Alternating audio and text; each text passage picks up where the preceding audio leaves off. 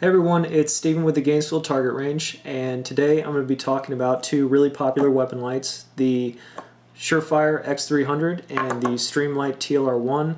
This is actually the TLR1 S model, which stands for strobe. It's what I could get my hands on for the review, so that's what we'll be using. It's the same specs as the normal TLR1, so it'll be comparable. We have a lot of people coming to the pro shop that just bought their first defensive handgun, and some of them are looking to get white light to run on that weapon system, and they're looking towards rail-mounted weapon lights like both of these models here, but they don't really know where to start. They've done some research, but they don't really know, what lumens are, why one model over the other, why one costs more than the other, and so on. So hopefully this video will help break it down for you and help whoever's interested make a more informed purchase decision depending on what application you're using that white light for. So there's a few things that I will look for when I'm shopping for a weapon light.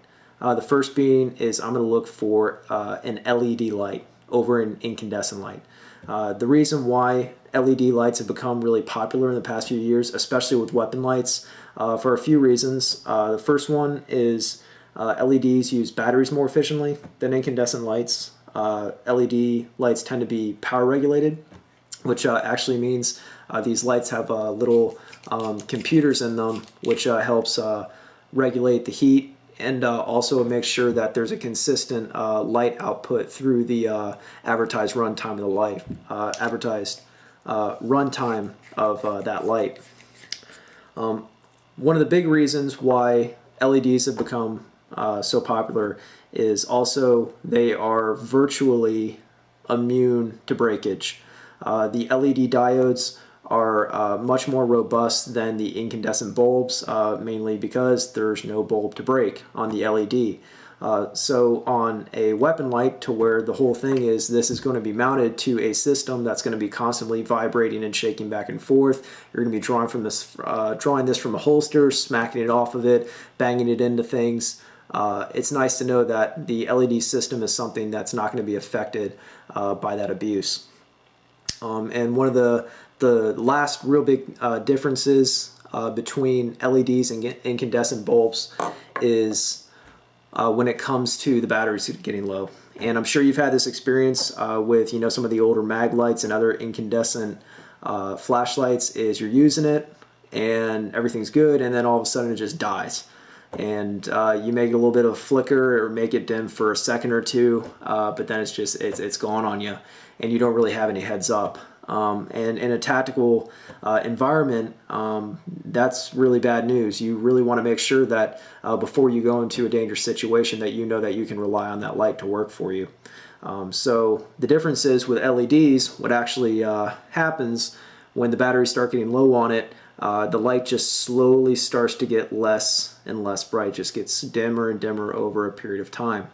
Now, how long is that? Well, actually, both companies have advertised run times. What Surefire on their X300, they actually say there's 2.4 hours, which is basically 2 hours 24 minutes of what they call tactical run time.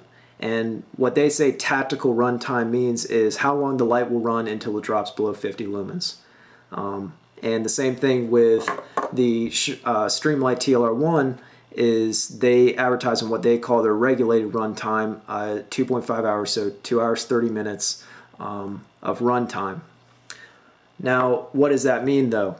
So Surefire says, that's 2.4 hours till it drops below 50 lumens.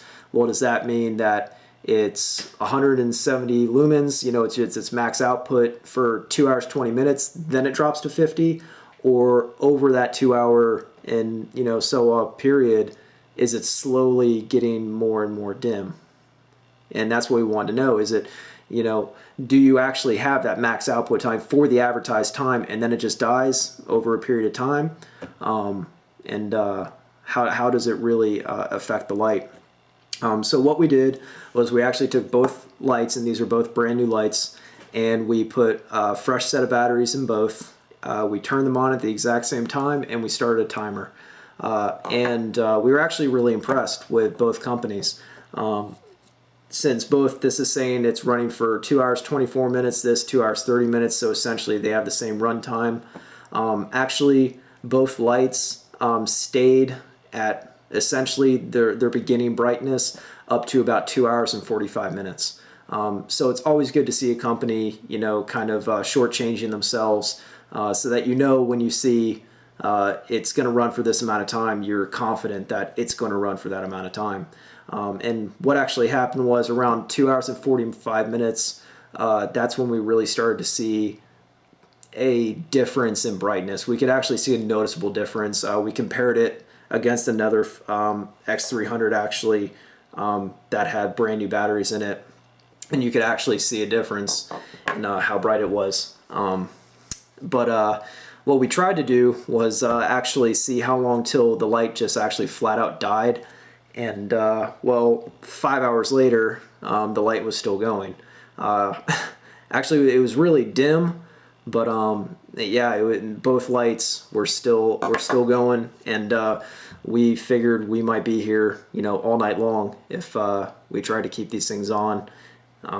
And you know, they say not to leave them unattended, so we didn't really feel like waiting, but we figured it accomplished what we set out to see, and both lights will stay bright for their advertised run time, and then will slowly start to get dim.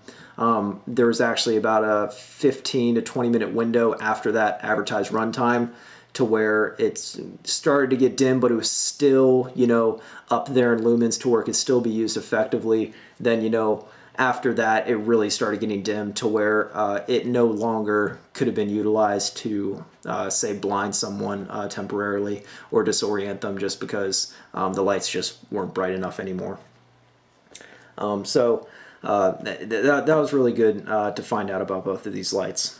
Another thing that you want to look for and make sure about is that the weapon light that you're buying is capable of overwhelming an opponent's dark adaptive vision, like I was talking about before. What Surefire says is that has to be a minimum of 50 lumens. From what our testing, you know, yeah, around that area, you know, 50 to 100 lumens, that's where, when we had the light shined at us, we actually found ourselves having to squint, and that we weren't able to see anything behind the light. Around that area is yeah, where I would say it's effective. So both the TLR1 and the X300 have more than enough lumens when it comes to that.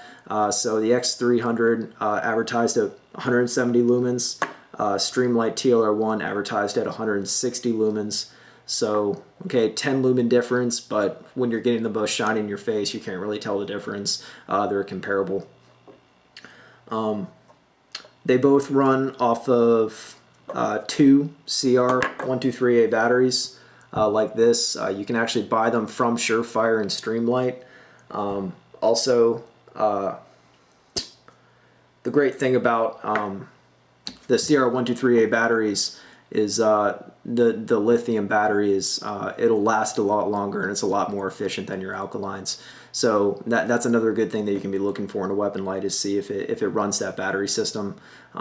Personal preference, I just really prefer that. And also they're more readily available than some of your smaller batteries that you'll see on some other weapon lights.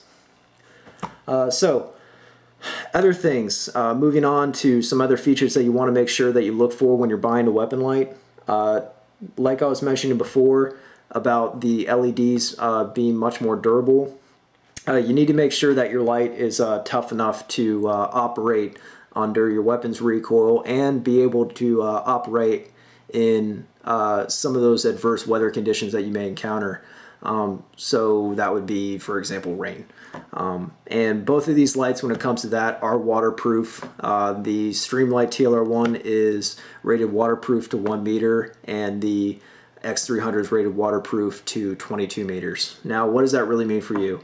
Once again, this is just be realistic with yourself. Where are you actually going to use that defensive handgun for? For most people, you're not going to go swimming with your weapon. that would probably be reserved more towards military personnel. Both lights will do just fine when it comes to having to get wet. If you're a law enforcement officer having to work outside, you get caught in the rain, you're having to work out there, you can know that either of these brands will work fine working underwater. One of the biggest differences between these two lights and where they really start separating themselves isn't necessarily in brightness or runtime. It's actually in how the beam is projected, what the spread is like on the beam. And depending on what your application is, one may be better than the other. So what we found is the Streamlight TLR1 actually has a much wider beam and more flood than the X300. The X300 has a much tighter beam. So if you can see on the Streamlight, if you look at the reflector, you'll see it looks kind of crumpled, or it has little imperfections in it. Actually, the reason behind that is when you shine a light, the light reflects off of all those little angles inside the reflector and helps prevent imperfections in the beam. And also what that does with the shape of this reflector, it helps give more flood to the light. Now, why would you want flood to your light? Well, in close quarter situations, having more flood on your light will allow you to have more situational awareness wherever you're pointing your weapon, because the more light that you have shining out to each side, that if something appears from your left or your right, that light will pick up that object or person or whatever it is much sooner than a light that will have a much tighter beam.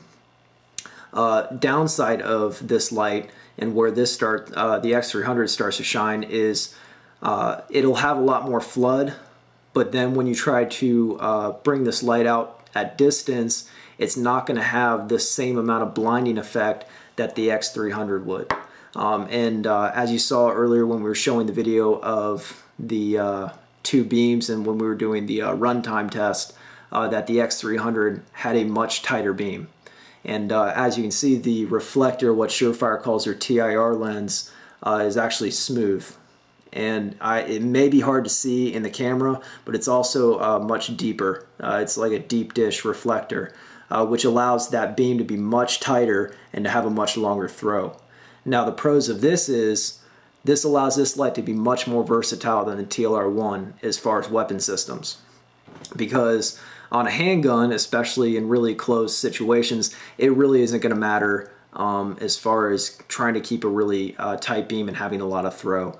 But if you were wanting to utilize one of these lights on, say, a carbine, you're going to want that little bit of extra throw and have that tighter beam for when you start working out at farther distances, past 25 yards. So actually, if you went to Surefire's website, you would see they advertise the X300 as both a handgun weapon light and a long gun weapon light.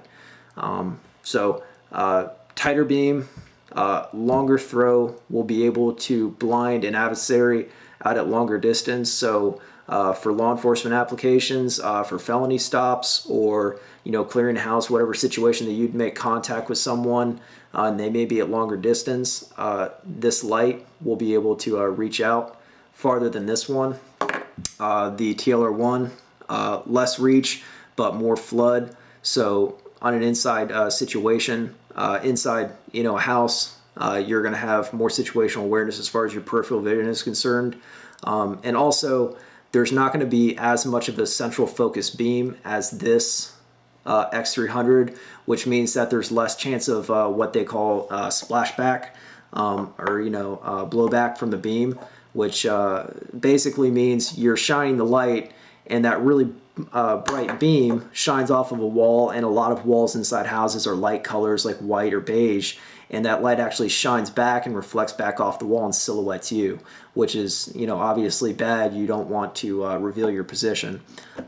Both lights will do that if you shine them up against a wall when you're really close, but depending on the situation, one will do it less than the other.